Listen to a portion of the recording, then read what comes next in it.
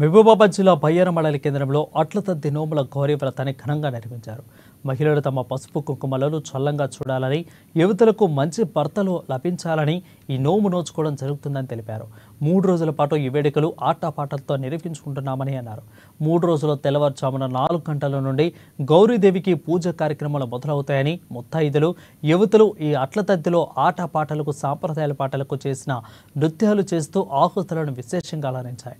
ఇక అట్లతద్దిలో పాల్గొనేందుకు విదేశాలలో స్థిర నివాసం ఉంటున్న యువతి మహిళలు పాల్గొని తమ పవిత్ర హృదయాలతో నోములు పూజలు నిర్వహించి తమ భక్తిని చాటుకున్నారు.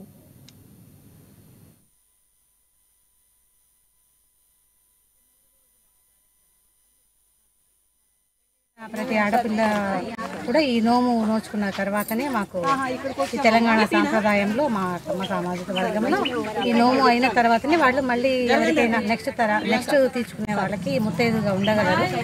మాకు చాలా మా మ్యారేజ్ లైఫ్లో చాలా ఇంపార్టెంట్ నోము. ఇది మా మాంగళ్య బలం పెరుగుతుంది, దానికోసం చేసే నోము అండి. ఇది ముడకల గౌరీ వ్రతము అని చెప్తారు దీన్ని.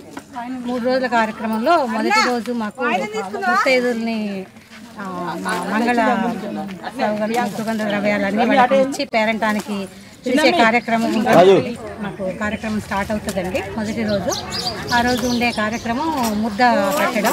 ముత్తైదుగా ఎవరు ఉంటారు వాళ్ళందరూ కూడా